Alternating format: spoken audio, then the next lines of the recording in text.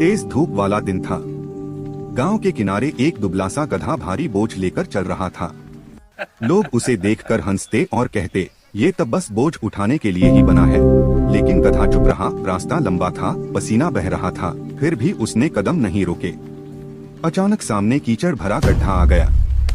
बैल और घोड़े रुक गए।